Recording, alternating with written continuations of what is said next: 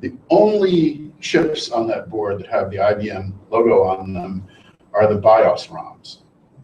Everything else, all of the operating systems they bought off the shelf, all the software they went out of house for, and this thing was done in 6 months. And that was remarkable for IBM. That was, completely unheard of. It would have been, 2.5 years otherwise. Now, the interesting thing about that is they picked a chip called the 8086, or actually, I think it was the 8088 for the original one, right? Could have been. I believe it was the 88. Yeah, there were the 85 too. Yeah. Well, there were some chips that were sort of ancestors to that as well. But the whole sort of like 8088 to 8008 to 8088 and 8086 was an incompatible change. So you can say 8086 is sort of the start of this stuff. And they picked it because other parts of IBM were using it in things like word processing workstations and stuff like that. So they're reasonably familiar with it. They had an existing relationship with Intel. They could get a good price on it. And that's part of what went into this. So anyway, these other two guys, John Sachs and Mitch Kapor, wrote a very similar tool to VisiCalc called Lotus 123. And that took off even more with knowledge. Now they got it had a little bit more capacity. It was about the same price as an Apple II. And pardon? VisiCalc. That's right. Yeah. And they could put Lotus 123 on it. And now the result of that was, so this is in an age where there were roughly low to middling tens of thousands of mainframes in the world. These were tremendously expensive machines. Configurations cost millions of dollars each. Ramped up into manufacturing numbers in the hundreds of thousands. Then clones happened because IBM IBM in hindsight made a mistake for their own purposes by documenting the heck out of this machine. They wanted a huge ecosystem of peripheral software and everything like that around it. But people eventually started making machines that were sort of IBM PC-like. And what they found out from the market very quickly was that the only thing that would really sell against the IBM PC was an absolutely compatible clone of the IBM PC. And people like Subramanian Shankar down in Atlanta at AMI started making compatible BIOSes, and people started cloning the hardware. They could actually boot MS-DOS on this thing, the same DOS that would boot on the IBM PC that IBM brought in from an outsider. So everything that the IBM guys did took the motion at first of the IBM PC, it ramped up into millions of units, and clones came in, ramped up into tens of millions of units, and then the industry grew hundreds of millions of units. And what this did is it sucked all the oxygen out of R&D for anything else in the computing industry. There were people out there trying to make net PCs. IBM had their own RISC CPU, the 801, that eventually became the Power PC. ARM had a RISC chip. And people were trying to build alternative PCs out of these things. But they could only make a few thousand or a few best of these competing PC architectures. And the manufacturing efficiency of an ecosystem was making 100 million IBM PC compatibles a year.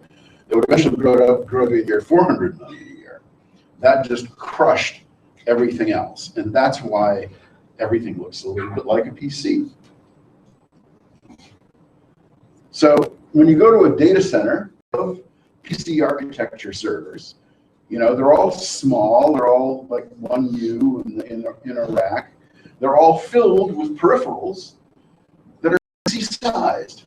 Nothing's even 5¼ inches anymore, which is pretty small, right? The disks are 3½ inches. Is 3½ inches the optimal size for storage? But the way that R&D was driven in the industry is that the highest density, highest efficiency drive that you could get a gazillion of is 3½ inches.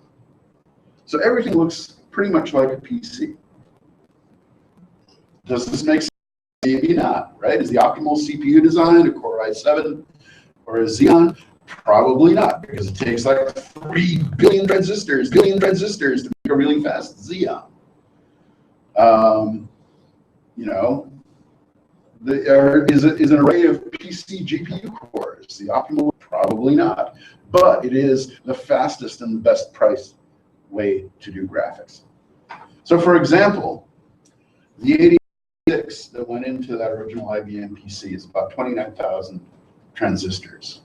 The ARM1 is 25,000 transistors, and it was a beautiful, elegant 32-bit architecture that you could write a real operating system for. Yet ARM could make no dent in the PC. IBM had their own RISC CPU. That should be a C-S. It wasn't quite ready for the PC. It eventually became the power, never caught up to the PC industry. So mainframes numbered in the tens of thousands at their peak, and there's still low to middling tens of thousands of mainframes out there worldwide. But there are billions of PCs, and they're made in the hundreds of millions per year. So this is that shows the PC industry. So very quickly down here, you can see that it ramps up into the million or so units, to nearly 400 million units before peaking. And you can see what happened to it later on. Well, mobile devices happened to it later on, and we'll see what effect that has on the technology industry.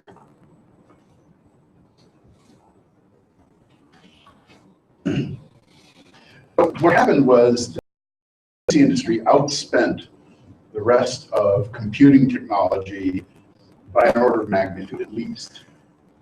They were multiple orders of magnitude ahead in terms of unit volume.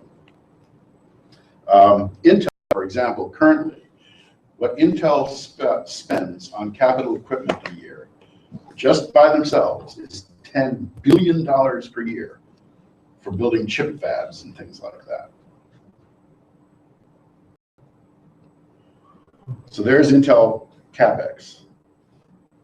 And that'll just crush everything else. You cannot build a CPU that's better than a Xeon for your data center, or better than a Core i7 for your PC because of that. So this is a little bit hard to read.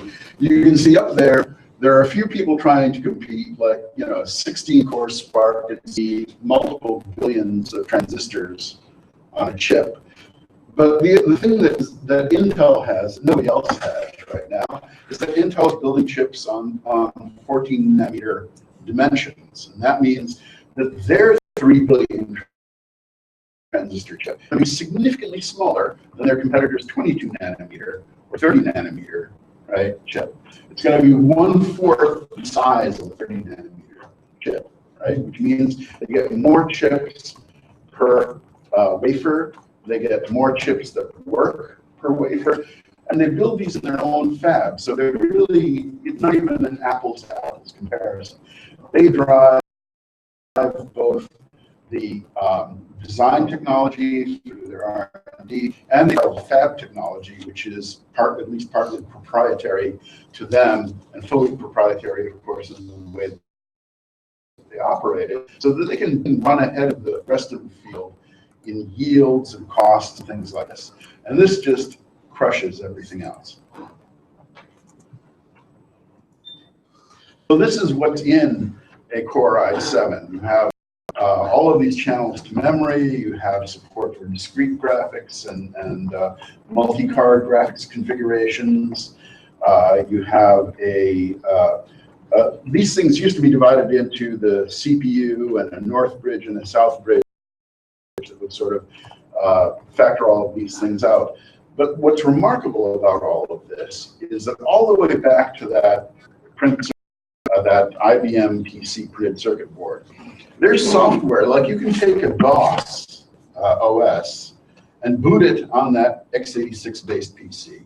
You can boot the same OS on this Core i7, and they'll both work.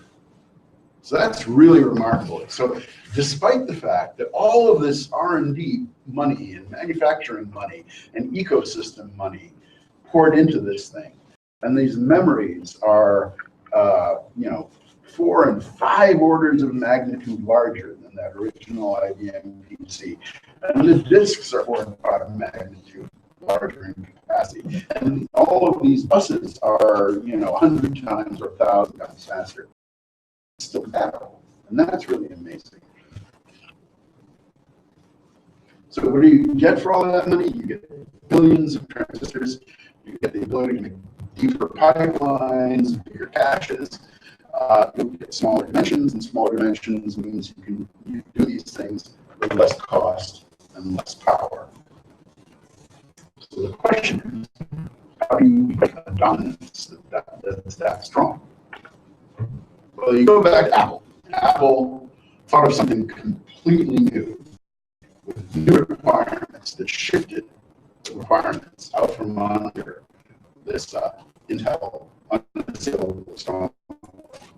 When a tablet computer wanted to have a long battery life, untethered natural computing everywhere. No, not that one.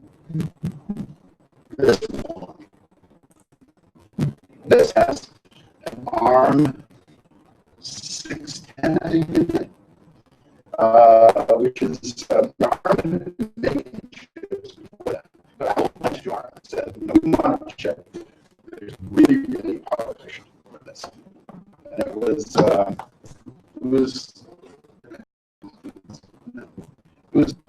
not Steve Jobs. It was Larry Kessler, John Sullivan.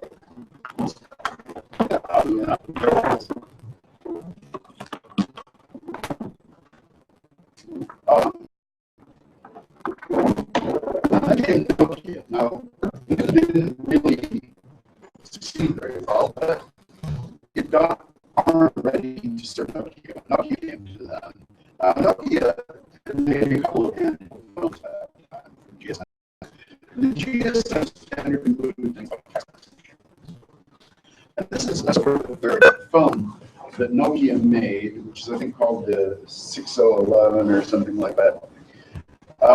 They wanted to put more stuff in it. They wanted to keep playing Snake. You've got your retro gaming going on your PC. Okay. So it needed an actual CPU. It needed, something like an operating system. They wanted to make the text messaging experience better because that was becoming very popular. So they needed a real CPU. And they chose the ARM CPU for this product. That's a 6110. That's a, I think, early 90s kind of phone there. So what that did, Nokia, in the feature phone era, started making phones by the hundreds of millions.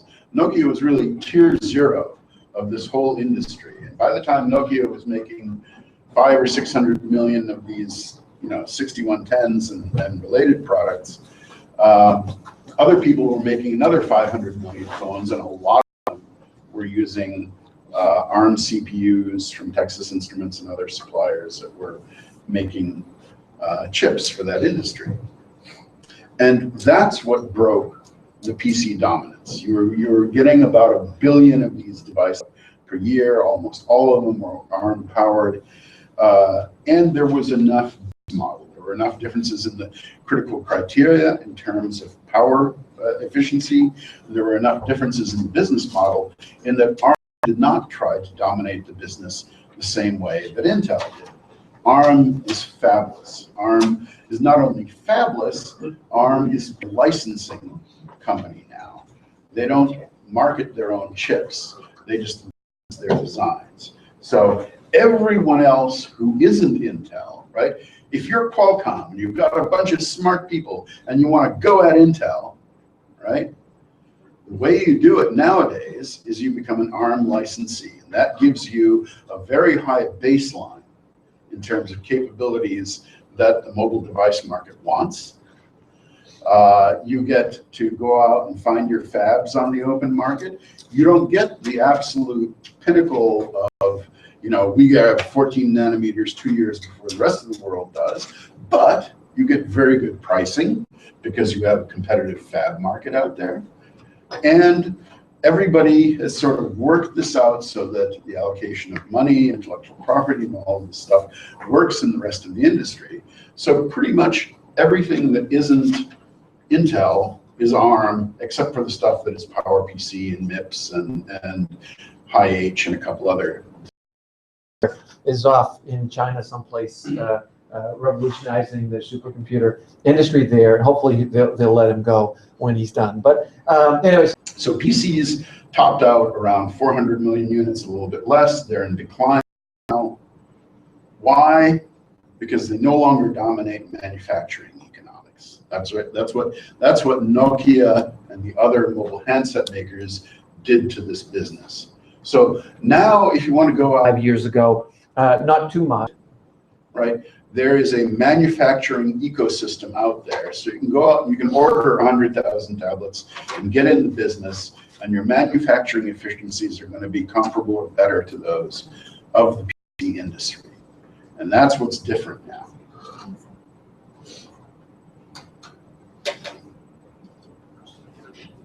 So people are choosing mobile devices. Mobile device component economics has broken the stranglehold. One of the big evolutions here, for those of us who did work on IBM mainframe.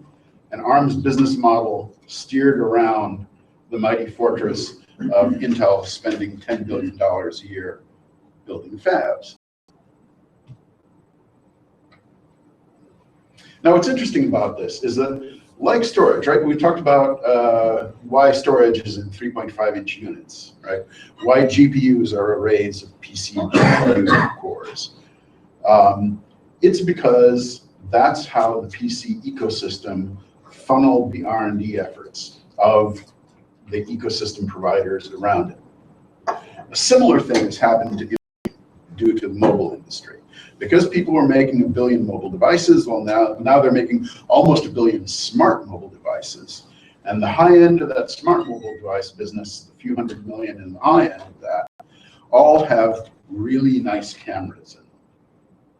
So now you're making 200 million really nice cameras, but they've got to be really small.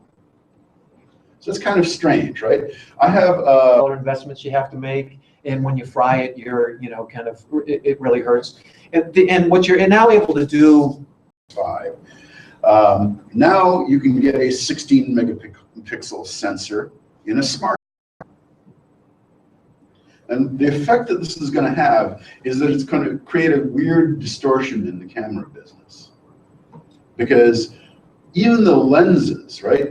The effort that's going into making lenses is not sort of real-world experience. What works, what doesn't work. Of course, as you see, basically all the sensors that Zigger talked about, more or less, are here on this box, right? And we didn't script the talk or anything like that. I left the magnetometer at home, but but they are here, right? And so sometimes the same way that high-end storage arrays and stuff like that are made now out of these 3.5-inch units of storage, are going to become arrays of cameras that cost a few dollars each, that have insanely weird specs. They have the same sort of pixel count as a high-end camera, but it's a tiny, tiny sensor. And so, well, okay, there's disadvantages to that. You get noise, you get other things in a tiny sensor. But you have an array of these tiny sensors that are together an incredible pixel count, and the surface area of even a high-end studio camera that might cost $50,000 now. If you go out and you buy like one of these insanely large Kodak sensors and you put lenses in front of it and you build a studio camera and it costs 50 grand, well, a few $100s worth of Sony sensors and lenses, and making an array of these cameras and making photography computational, right? So this is the way these kinds of technology changes do weird things to the technology industry. So what's after mobile? Well, IoT the Internet of Things, sensor networks, is going to drive unit volumes in the tens of billions. And different peripherals are going to be integrated with the SoCs and the chip architectures in the IoT business.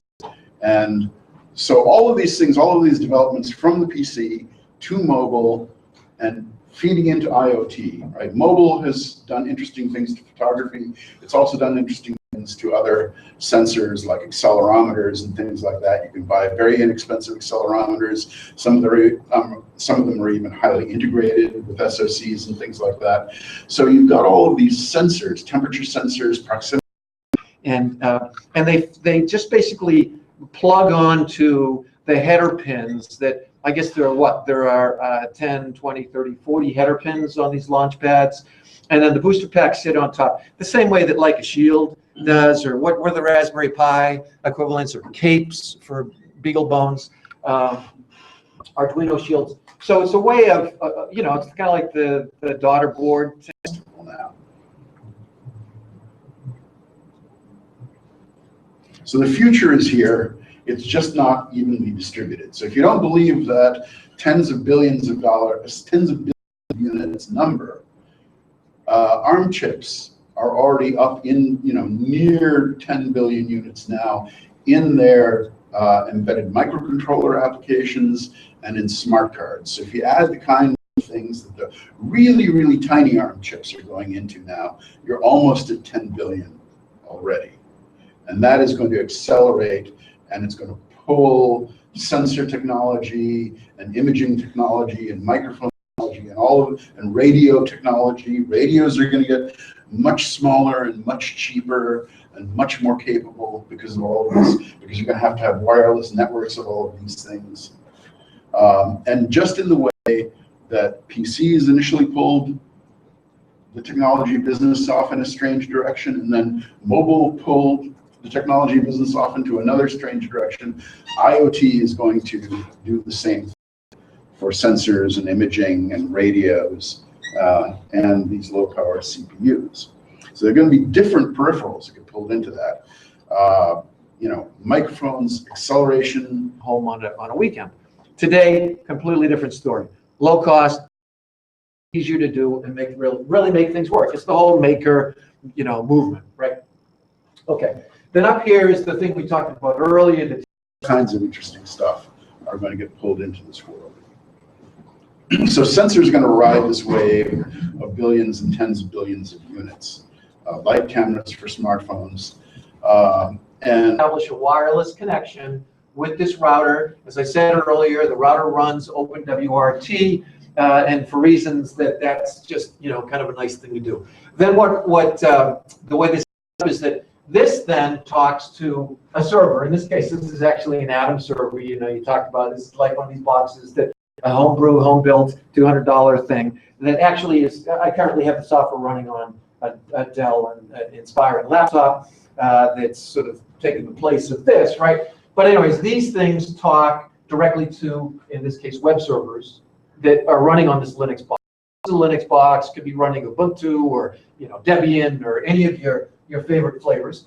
And then, so these are talking from looking ahead down the price curve for sensors and for other components of the Internet of Things. These things are going to get fantastically cheap and fantastically capable. So who's going to drive adoption? Knowledge workers. They want it to do their own analysis. They want it to be mobile. Well, the apps that will drive IoT adoption will be those that are compelling to knowledge workers. Which is why healthcare, that's actually a big potential area for this. If you're talking about an environment where you have lots of high-value people, you have doctors, you have surgeons, you have nurses, you have patients, and they're moving through an environment, and that environment has lots of interesting stuff and potentially dangerous stuff going on. Being able to sense that, count that, prevent that, you know, that's going to be a really high value application. Being able to bring to the hospital administrators that information that's going to tell them instantly what's going on in their environment, and passes it off, goes to the cloud, comes back around, boom, it buzzes a text message in my phone, or whatever you may be. So this is the backdrop of basically what's on this. trivial example for an IoT application, but it shows all of them. Right, it just wouldn't fit, just because the pieces were bigger. They're more. Back to this picture in a little bit. Okay, we talked about sensing. This is, the slides that we shared. There's actually an event, almost coincidentally, but the timing is right. .com/sensing. If you go to it tomorrow, if you're really interested in this stuff, they're having one of these online webinar types of things where they're going to talk in some detail about basically, they highlight temperature, humidity, optical current, capacitive sensing, which is kind of touch. And that's going to set off all kinds of things. So you walk past this beacon, beacon A and beacon B, depending on which order you see these beacons and send them up to the cloud. Like Ravi, but he's, it's like PhD is in MEMS type, silicon stuff, which is all about. Because one beacon's on one side of the doorway, one beacon's on the other side of the doorway. That stuff is going to get combined. Educational information. All these different kinds of sensors, you talked about GE Healthcare, but lots of biosensing stuff, health and safety, the gas meters in your smoke detectors, and occupancy, these things, which we'll probably have time to get to, has like passive infrared sensors. All these boards now have onboard accelerometers and gyroscopes, all sorts of amazing things, which to some extent is part of the Wii revolution. Once people started getting these games, these handheld controllers, they needed to have more smarts in them about sort of their environment. All of a sudden, you started getting the kinds of. If any of you here are radio experts or sensor experts or system on chip architects who can help me out with this stuff, I'd be very glad to hear from you. And otherwise, thank you very much for your time.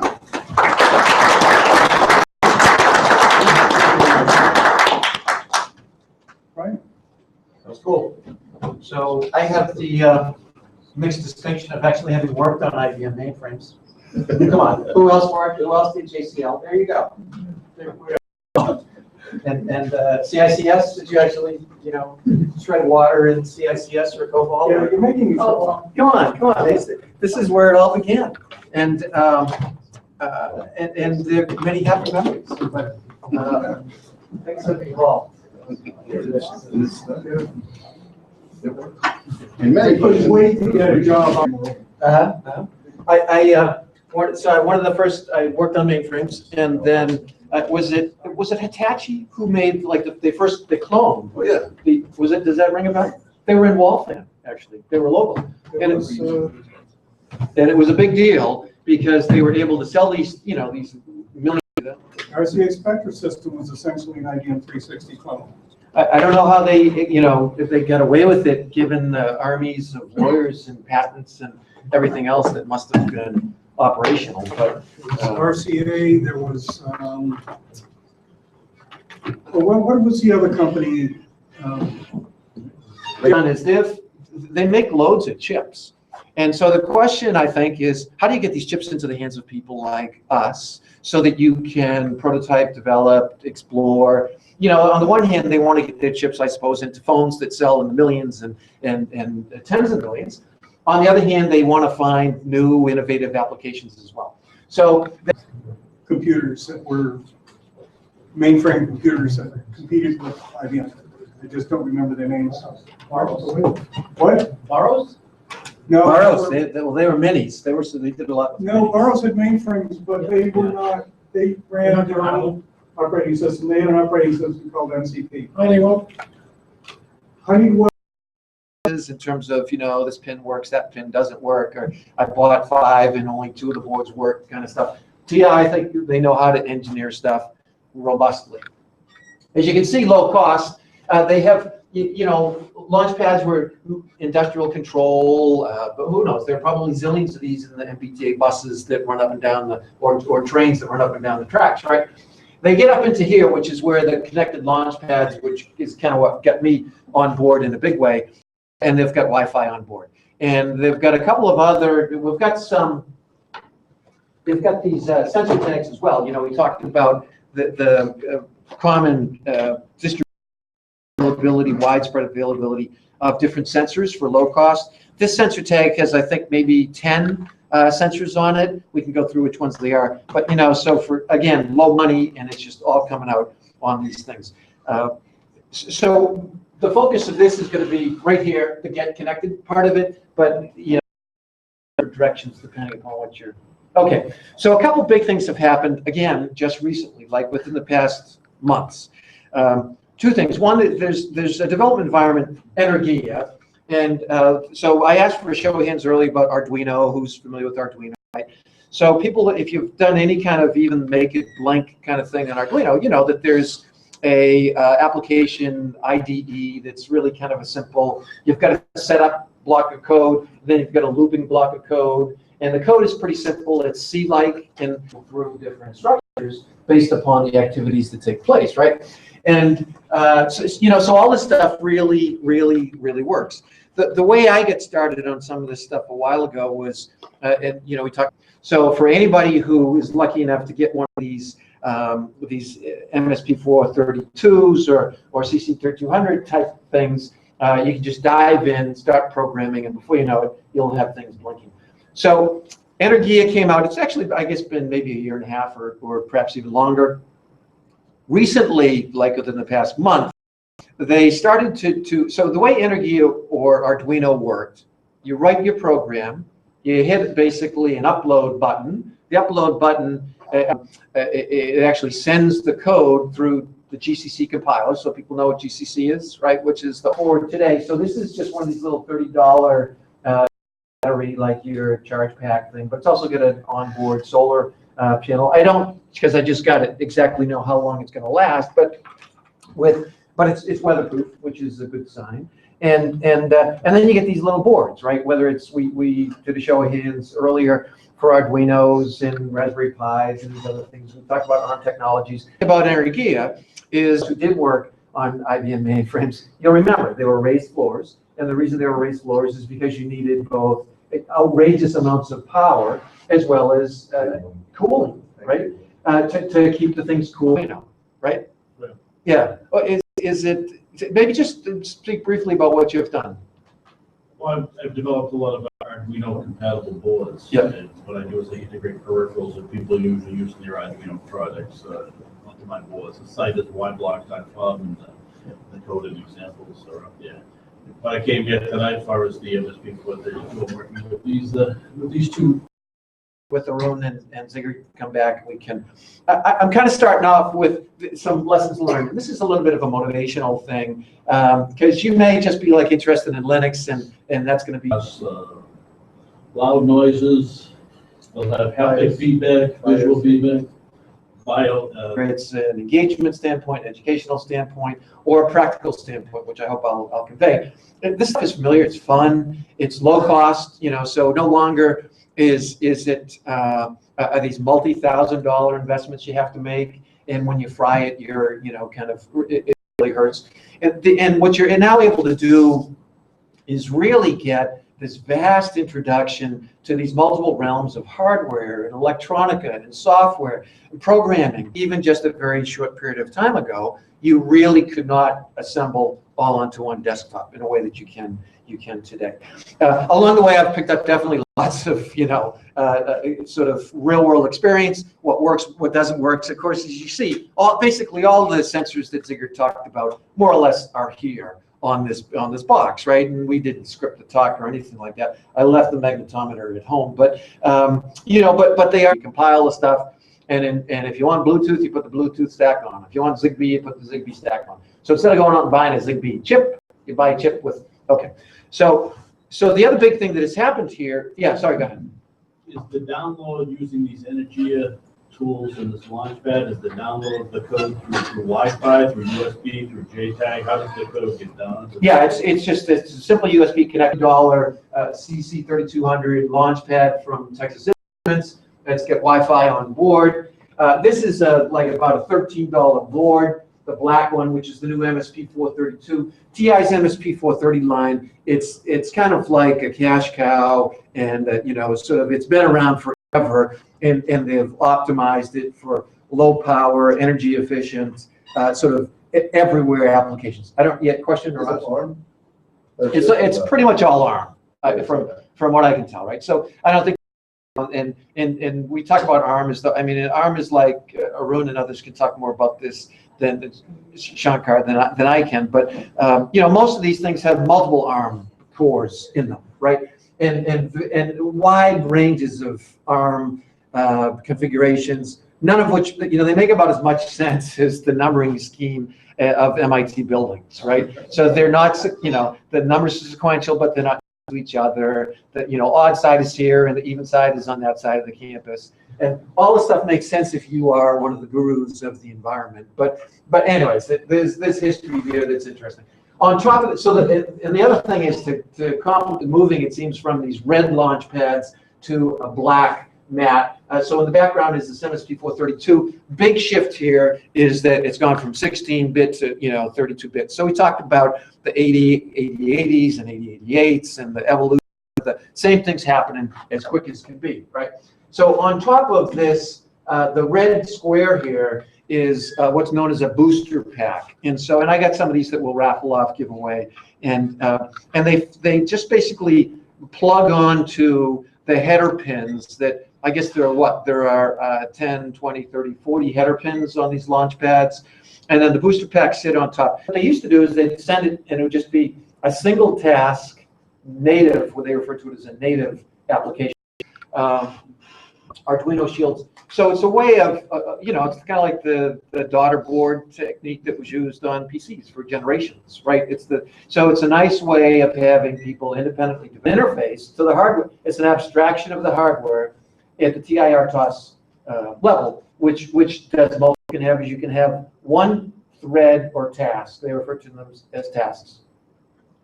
Blinking your lights. You can have another task, you know, checking your buttons.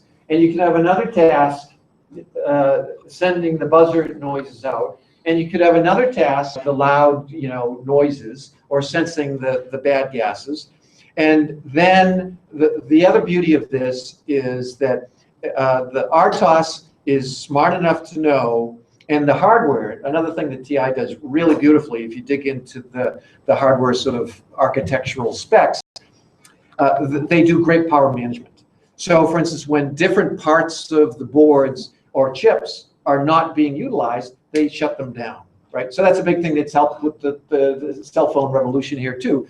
Phones now, you know, the big jump in cell phone usage was when you could use a phone for a day. Stuff 5 years ago, pretty much impossible, you know, exaggeration slight, but, you know, unless you had a team of developers working on it in a dedicated way with a really good plan, you probably wouldn't get much done at home on a weekend. Today, completely different story. Low cost, better tools, easier to do, and really make things work. It's the whole maker, you know, movement, right? Okay. Then up here is the thing we talked about earlier, the TP-Link. It's a router. I won't go into the details. I use different words like routers and gateways and hubs, and they, you know, they all mean something, right? But anyways, these things set up is that they talk and establish a wireless connection with this router. As I said earlier, the router runs OpenWRT, and for reasons that's just, you know, kind of a nice thing to do. Then the way this is set up is that this then talks to a server. In this case, this is actually an Atom server. You know, you talked about this is like one of these boxes that a home buyer laptop that's sort of taking the place of this, right? But anyways, these things talk directly to, in this case, web servers that are running on this Linux box. So this is a Linux box, could be running Ubuntu or, you know, Debian or any of your favorite flavors. And then, so these are talking back and forth. And then this device is, and the reason I have this device, my belief is that the way these IoT networks or networks of whether it's your apartment, your home, your garage, your cellar, my belief is that keeping data locally has numerous benefits that we can go into philosophically or technically. But the idea is you keep local as much as you need to. And then when you periodically need to go out to the cloud, right? I mean, you may be the kind of person who's really happy storing, you know, all the traffic through your office building or your home or your cellar, you know, on an Amazon server. that may be fine. On the other hand, you know, there's a cost associated with that in the management cost as well. So the extent to which you keep data local, and then where you do need to, for instance, send out a text message or an email message, which is the typical setup that I have for these kinds of things, some kind of notification or sharing, or you want to reach out and share that on the larger internet, you're able to do that. And the way this is set up now, it just simply passes stuff through that if it says, oh, I can't handle it, I want it to, you know, the internet can handle it, passes it off, goes to the cloud, comes back around, and boom, it, you know, buzzes a text message in my phone or, you know, whatever you may be. So this is the backdrop of basically what's on this desk here today. You know, 5 years ago, these were bigger, they were more complicated. We'll come back to this picture in a little bit. Okay, we talked about sensing. This is, and, you know, the slides that we shared. There's actually an event, almost coincidentally, but the timing is right, ti.com/sensing. If you go to it tomorrow, if you're really interested in this stuff, they're having one of these online webinar types of things where they're going to talk in some detail about basically, you know, they highlight temperature, humidity, optical current, capacitive sensing, which is kind of touch stuff. Just like your senses, they're all sight, hearing, and touch, and all of that. There are only so many sensors, but there are people who, you know, one of the guys that he's not here tonight, Ravi, but he's, you know, it's like PhD is in MEMS type, you know, silicon stuff, which is all about sensing types of things. And there's lots of stuff you can learn about that. One good thing about TI is that they're really good with educational information. All these different kinds of sensors, you talked about GE Healthcare, but lots of biosensing stuff, you know, health and safety, the gas meters in your smoke detectors, and occupancy, these things, which we'll probably have time to get to, has like passive infrared sensors. All these boards now have onboarders, and, you know, some of them have electronic compasses, and you know, gyroscopes, all sorts of amazing things, which to some extent is part of the Wii revolution. You know, once people started getting these games, these handheld controllers, they needed to have more smarts in them about sort of their environment. All of a sudden, you started getting the kinds of mass-produced volume production and cost reductions that, for instance, Zingard's alluding to with cameras and imaging, right? So and stuff that, you know, gyros and accelerometers that 8 years ago would cost hundreds and hundreds and hundreds of dollars. Now they're just, everybody's got them in their phones, basically, right? So when you lift your phone up, it knows that the thing is moved, and it, you know, it sort of lights up. And so TI has a bunch of information on the web. Here's an article that just came, pretty good insight, I think.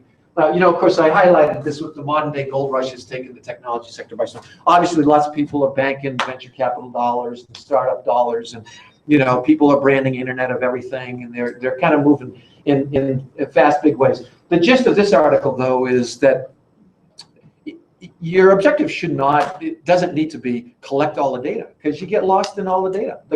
It's much more important to collect the data that's meaningful to you, or to work with the data that makes sense to you, right? And so I will say this, though, that, you know, we hear a lot about data mining. This is a really good article that just popped up, top 10 data mining algorithms. So if you ever really want to get a quick thumbnail sketch of what is data mining, how does it work, what are the algorithms that people use, what is page rank and stuff. We've all heard these terms. This guy does a very nice job of walking through, you know, some common things. If you're kind of into probability and statistics, it will all make sense, right? So what TI has done is they make loads of chips, and I think is, how do you get these chips into the hands of people like us so that you can prototype, develop, explore? You know, on the one hand, they want to get their chips, I suppose, into phones that sell in the millions and tens of millions. On the other hand, they want to find new, innovative applications as well. So they came up with this concept of these launch pads. It's only been around, I think, a couple where they put their chips onto these small boards and sell them for a relatively low cost, Arduino-like. I don't know to what extent that might have had any influence. The thing about these boards is they are beautifully engineered, I think. They're in the sense that they're robust, they're durable, there aren't lots of gotchas in terms of, you know, this pin works, that pin doesn't work, or I bought 5 and only 2 of the boards work, kind of stuff. TI, I think they know how to engineer stuff robustly. As you can see, low cost. They have, you know, launch pads were industrial control, but who knows? There are probably zillions of these in the MBTA buses that run up and down the, or trains that run up and down the tracks, right? They get up pads, which is kind of what got me on board in a big way, and they've got Wi-Fi on board. And they've got a couple of other, we've got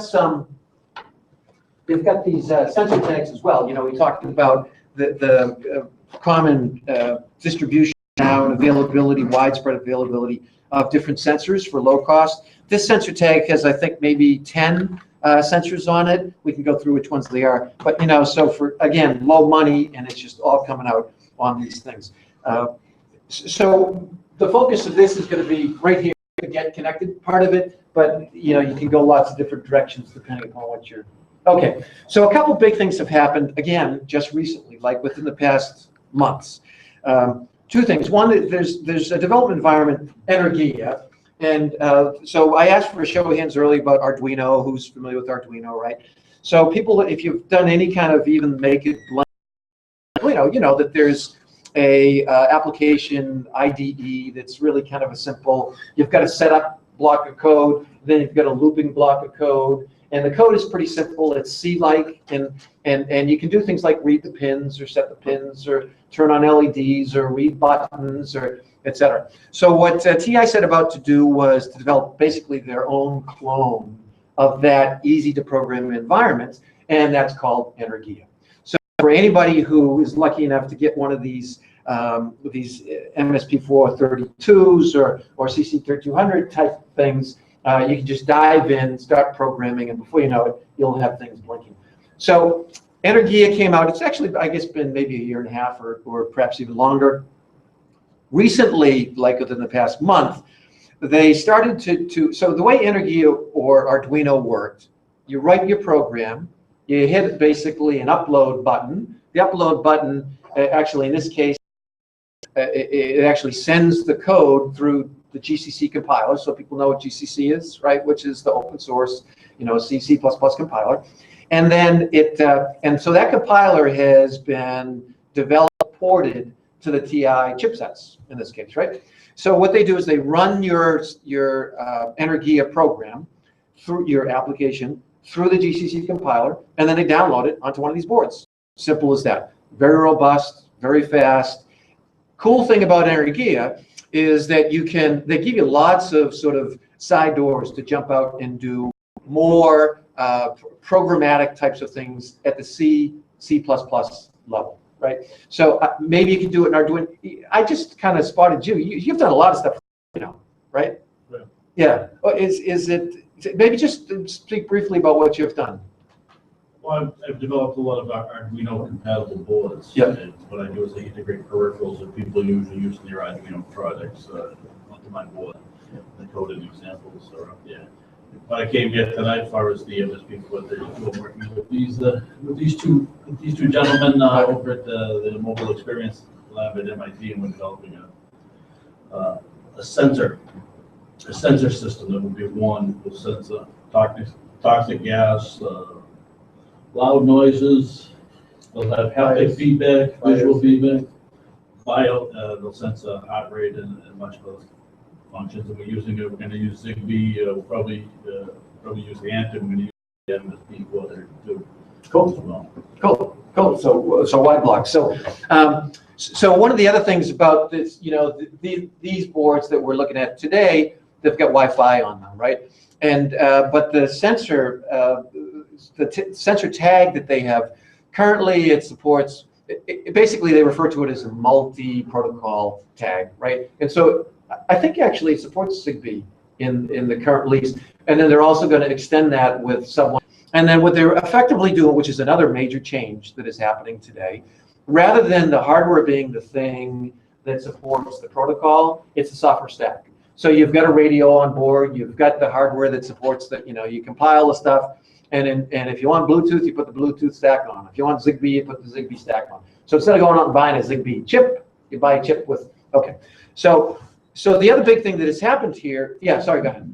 Is the tools in this launchpad? Is the download the code through Wi-Fi, through USB, through JTAG? How does the code get done? Yeah, it's a simple USB connection, which will show.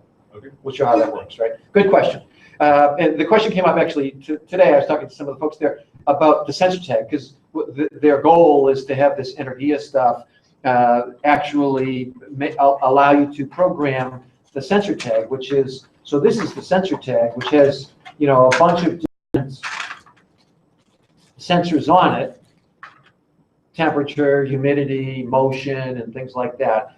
And in this case, there's no sort of built-in USB connection to it, but they'll have a dev pack, you know, kind of booster pack like you snap into, and then you connect to the dev pack, and then that sort of plugs into. Essentially, I don't know if it's JTAG, but it's a JTAG-like interface on the sensor tag. And the wireless? What's that? Is that wireless or no? This is wireless. So what you can do with this, and you get, you know, some of these that will just raffle off, is they've got very nice applications for your phone that are ready-made, and you can basically download an app to an iPhone or to an Android phone, and start reading sensors and motion and you know, temperature and all that kind of stuff. Okay, so the other big thing here is that so the GCC story compiles at GCC. You hit the download. Well, you hit the download button. It goes through your code, checks it, compiles it, spits it out over the USB. One of the trickiest parts of all of this is how do you get the device, how do you get your serial port, your USB port recognized on, you know, the different platforms? So it runs on Mac, Linux, and Windows, right? And each one of them has different USB sort of architectures, which is kind of, so I've done it successfully on Windows and Linuxy types of stuff, which are my two main platforms at this point in time.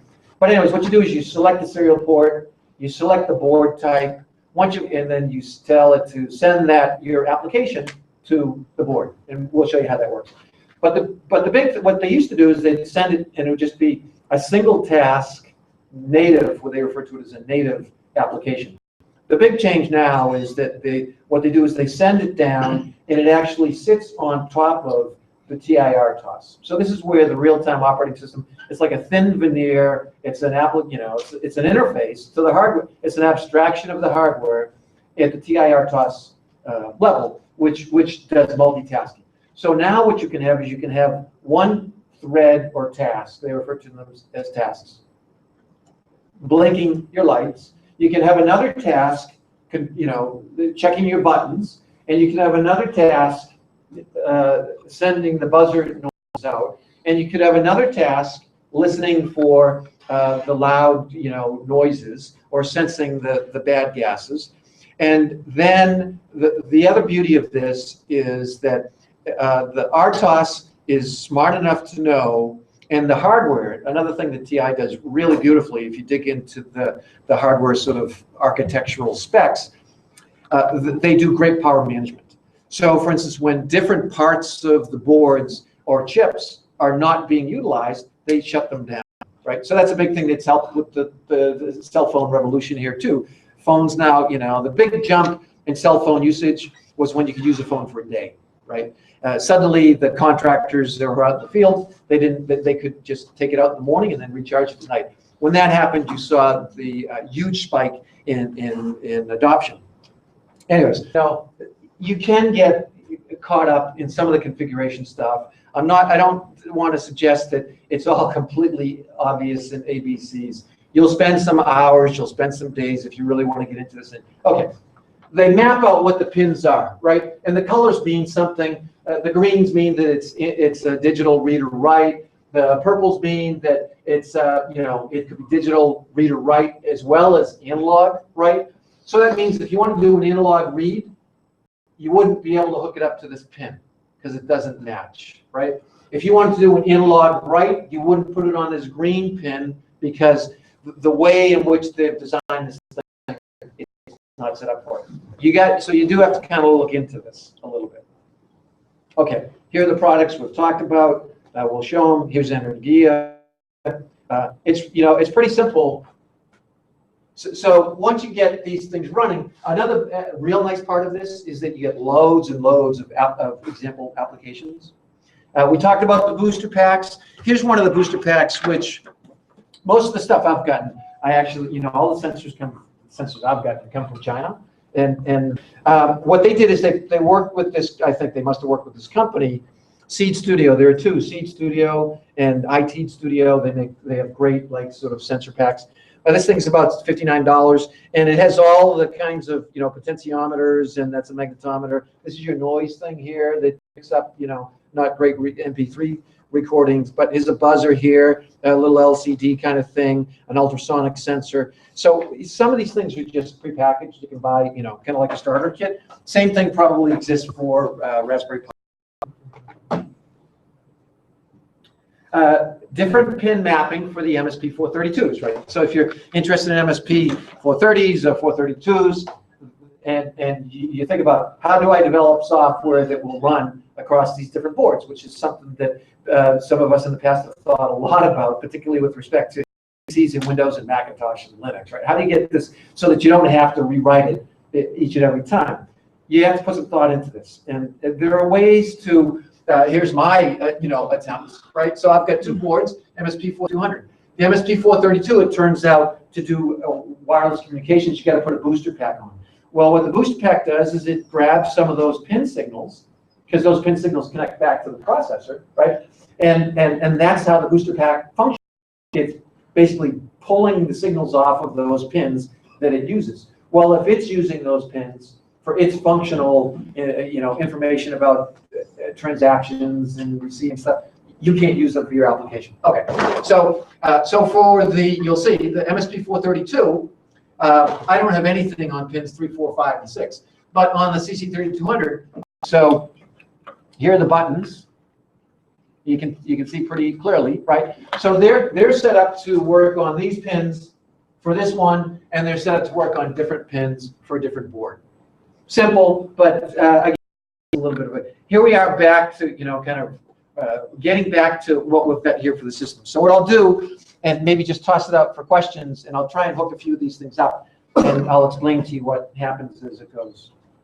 We talked about OpenWRT futures. There are some memories that are missing in the current RTOS implementation, like one of which is tone, which if you want to make, you'll hear my squeaky noises. I did it sort of on my own. They're going to support additional launch pads. Currently, the CC3200 launch pad is not supported for multitasking. So what they did is they just shipped the MSP 432 chip, and with that, they shipped the RTOS stuff. So they're doing a little bit of moving forward. As far as I know, though, there's no other real-time system at this low cost of, question? Is the Energia the only way to program it, or is there other parties doing stuff too? No, so you can use what they, they've got Code Composer, Okay. Code Composer Studio, and that's kind of like just a C, C++ IDE kind of stuff. And if you want to get in and do real low-level stuff, you can do it.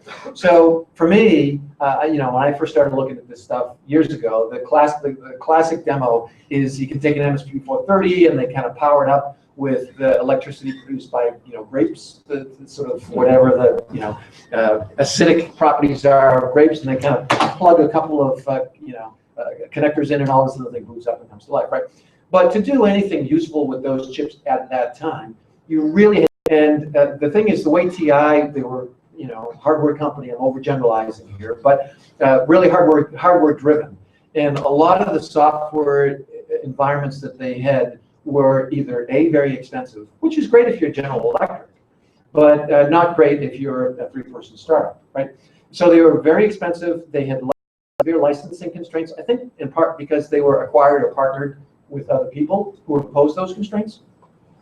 And they were really complex to use. So there are multiple ways. One of the slides I've got up here tells you the different ways that you can program these things.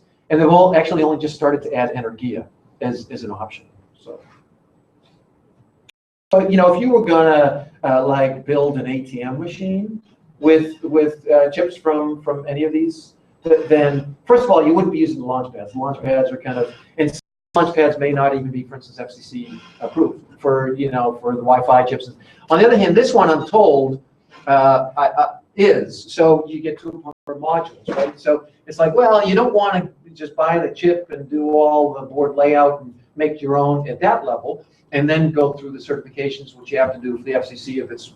So there's a company, Red Beer Lab, and they've got this, essentially it's just a CC3200 chip on a board that's, I believe, FCC approved. And so what you can do is you can take that board, add it to your module, your application, and away you go. So again, that's at the level of you're just talking to these pins. You may or may not need the more extended capabilities of something like Code Composer. There are a bunch of tips which we won't waste our time on right now. But and again, so kind of, and I think I should probably end with it. There's a lot that you can get out of these devices. So now what I'll do is maybe Arun and Zigert, you guys, if you want to come on up, we'll just do like a Q&A for the next. You can help us figure out how to give away some things. I don't know if you get people to write their name on a piece, or we'll guess numbers or something like that. So what we have here is we have this one happens to be a MSP 432, and it's got a CC3100 on it, and I'll just show you how programming for this works. Yeah, you guys can. And meanwhile, if you have questions, just shout them out.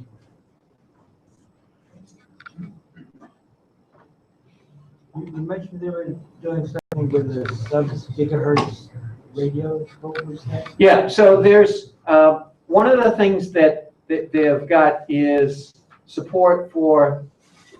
They currently have support on the sensor tags for, I believe it's Zigbee and BLE, right? So this sensor tag will talk to your phones via BLE.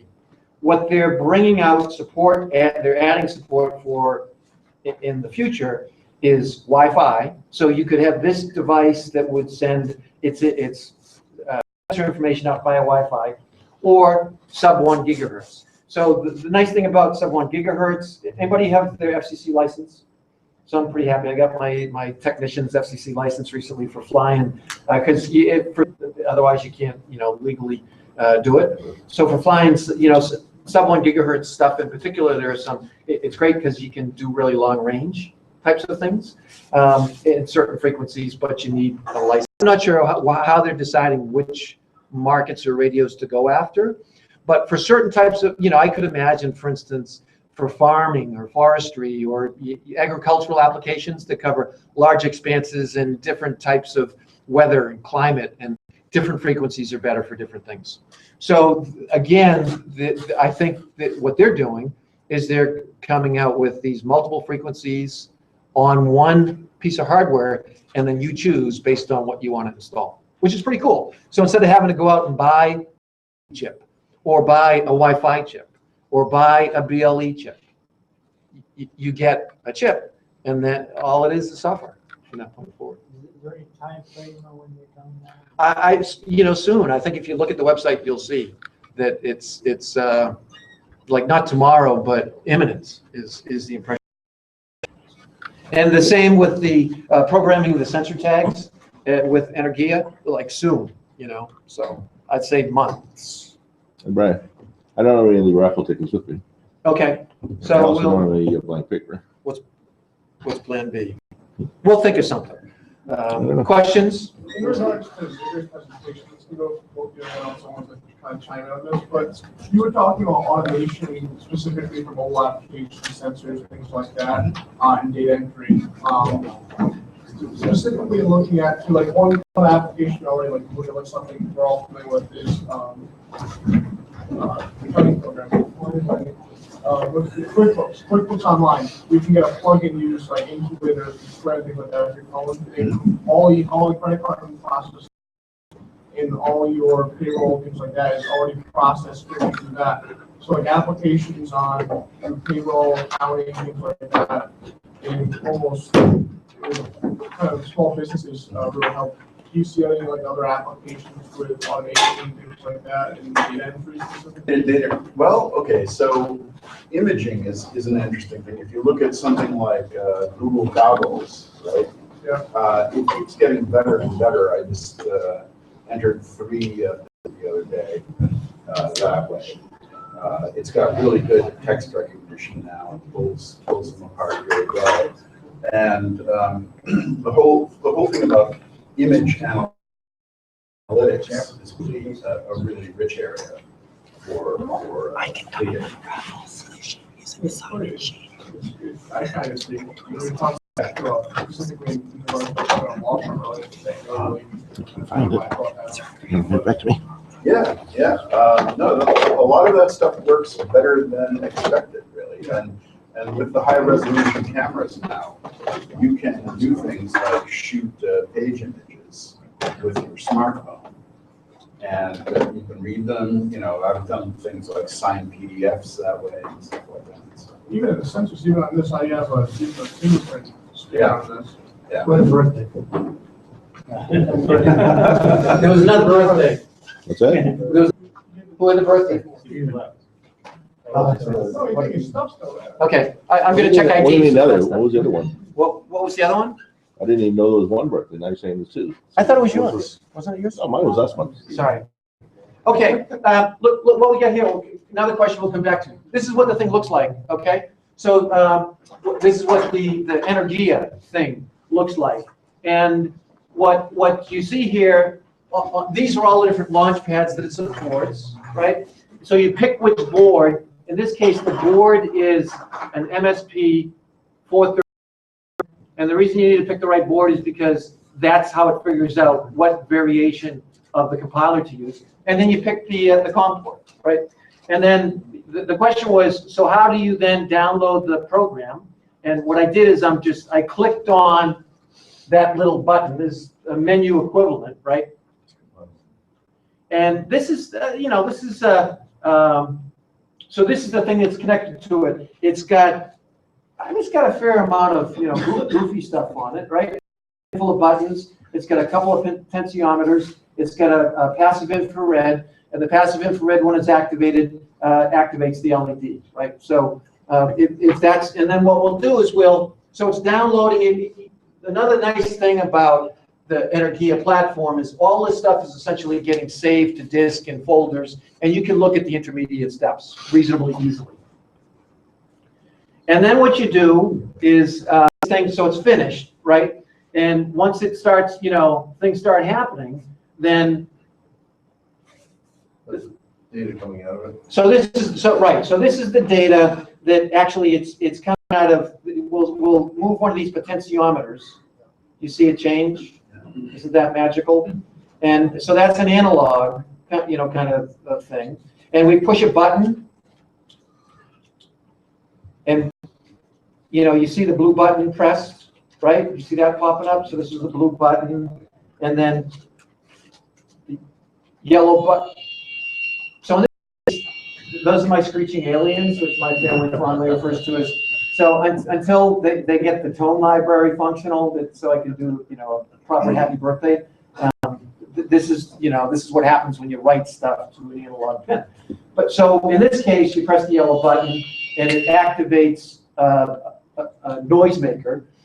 In this case, okay. Now the thing that I won't, because we're late in the day, we have questions. But so basically, the other piece that I have here is that all this stuff then gets sent off up to wirelessly. It gets communicated, and there's a server running on a Linux box, which I've written in Dart, this language Dart from Google, which is I'm enthusiastic about. It's very easy to do kind of cool stuff with Dart. And that server then receives the incoming Wi-Fi requests at the web server level, and then you can act on it. You can basically parse out what those requests are, and in my case, I then send out text messages or emails or other various things. You could turn off lights so you can open the garage door, or you could Just can only do one thing at a time, right? So if you have two buttons, you push them, it's first in, first out, or as well. So just on multitasking. Everything just happens one at a time. Yeah. But it's zero.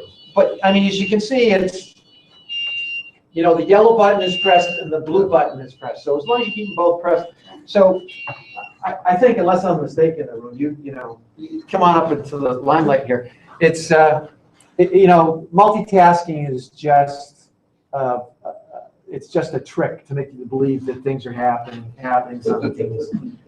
Yeah, I mean, all these devices or are they causing any delay? Yeah, that's a good question. So in this case, it's just looping through. In fact, and this is the other compelling message out of all of this is that in some the passive infrared sensor, because it gets picked up too quickly, I actually do, I only poll it every, I have a delay in there, right? So in terms of the ability of these small, inexpensive devices to process stuff in real time, really fast, it's there today. Yeah. So this is polling. It's just stuck in a loop. Yeah, I think the argument, right, is just polling, it's not multitasking. A lot of these kinds of really embedded boards don't happen until you get to kind of higher end boards, higher end IoT boards. So I think some of the boards like from Electric Imp and some of these, they actually have multitasking OSs. And you said that they're coming out with multitasking OS. And so let me show you the sample, and who knows, maybe this is where the things fall apart, but we'll try it anyways. So here, if you go down to the multitasking examples, so I'll show you how. We'll pull up the monitor. So this is how you pull up an example application, and then we'll make sure that we've got the right hardware selected, the right board. So the board's selected, the port is active, and then we'll download it. Now, what this actually is a multitasking, a true multitasking application that has multiple threads or tasks running in parallel. But then the question is, how many cores do you have and how much stuff is real? But it's kind of like more time types of. What's your memory on that thing? I don't know, but it's enough. So yeah, I was going to sort of start with the observation that rather get into details and not to be snide, but it is enough. Which 5 years ago it wasn't enough. So what's the bit width on this? That's sort of bit width. What do you mean by bit? 13-bit processor. So they're 32-bit processors. So the other thing about the MSP430 is a 16-bit processor. It still has booster sort of packs that work with it. So the advantage of 16-bit would be it's more energy efficient, right? So this is a Cortex M4. Right? This is a Cortex M4. So explain what that is, what that means. So ARM has a bunch of different classes of devices. So there's the A profile, which is what's in your smartphones. And the R and the M are the real-time and microcontroller profiles. So this has a microcontroller ARM chip. And so in these profiles are they're designed to be kind of low power. And so they don't have like full virtual memory. It's kind of like designed to have fast device response. So like the kind of interrupt processing exception handling is designed to kind of optimized for those kinds of applications. Here's the way they do multitasking, okay? This is sort of the hello world of these little things is the Blink program, right? So the way each tab basically is a separate task that runs in parallel, as much as parallel universes exist, right? So you've got the blue, the green, and the red. One of the things about the hardware that's now on the MSP432 is that they've got one LED that does sort of all of the colors, which is really pretty cool. But what you do here is now you've set this up so that you've got multiple tasks, each in its own tab, and you share globals. So you define the globals in the first, and they also have inter-process communication stuff that you can get into. I have not yet gotten into it, but as a way to pass messages between, so you can get as sophisticated as you want to get. Anyways, essentially what's happening here is, in this case, you've got a loop that is messing around with the red LED, and at the same time, you've got basically another program that's with the green LED, and then you've got another separate program that's messing around with the blue LED. So the simplicity of this is, if you were to do this in one script, you've got to manage all that threading and looping and time splicing on your own. And in this case, they do it for you. So the argument would be it could be a little bit simpler. The user input. You could have a separate thread that senses the atmospheric, gases, right? But again, the beauty of the RTOS, it's not very granular in the sense, but if you introduce a delay of 500 milliseconds, so of a half a second, it automatically puts the thing into deep sleep mode. When something that's powered with one of these little, solar panels, that can make a difference. And the real beauty of that is that the application developer doesn't have to worry about that at all. It happens, magically. You can imagine scenarios where you wouldn't want that to happen, that you always want it to be aware or awake. It seems like it's a fairly simple thing to ensure that happens. But hopefully by this time next week, know that what you save by, let's say you do have like a lighting application that you want the lights to come on when you walk up the steps, right? So most of the time, it's going to be essentially inactive. How much energy does it save and how long can you run it? What are other questions? Arun's done a lot of stuff with, with operating systems. And so one of the questions is, will there be an operating system for IoT? At the node level, at the sensor level? There's actually a number of them. So there's a few open source ones. So there's some commercial ones like Embed is the one from ARM. And then you've got all your kind of like standard like embedded operating systems like Green Hills, that's one. ThreadX is another one. But the open source ones, there's like Contiki is a big one that a lot of people use. It's from this guy Adam Dunkels, who created this really like lightweight parent stack. There's what was it? There's free RTOS, it's pretty popular. I could be in the front, or I could be in the. And on that note, How is various controller Linux, and how many are like actual? Most of them are RTOS new or RTOS kernels. So there's MuCOS, most of them are new. There's Riot. They're all basically kind of really small kind of microkernel IoT OSs. You have a question? Or is Are the it? sensors actually on the board, or could you have remote sensors that the board holds? What was the question? Sorry, was that for me? I thought it was. So the way these are set up, the question is to poll, you need some kind of communications, technology, right? So the beauty of these boards from TI is that they've got the Wi-Fi in this case, or it could be in the future sub-1 gigahertz. So I think the answer is that the sensor, whatever it is, has to have some communications capability.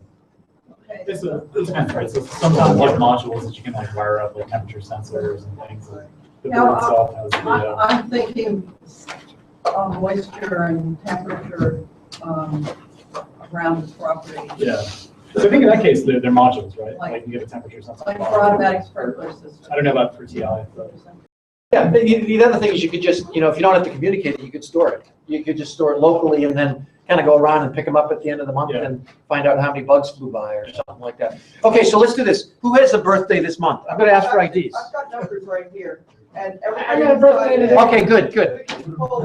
Could you pass the, the numbers correspond to, okay, good. Is anybody that didn't sign in that wants to be in on the raffle, and they can put their name on? Anybody, this one? Or is anybody who doesn't want to be in on the raffle?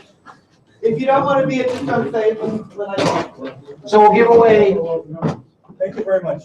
Hey, no, there. I'll see you later.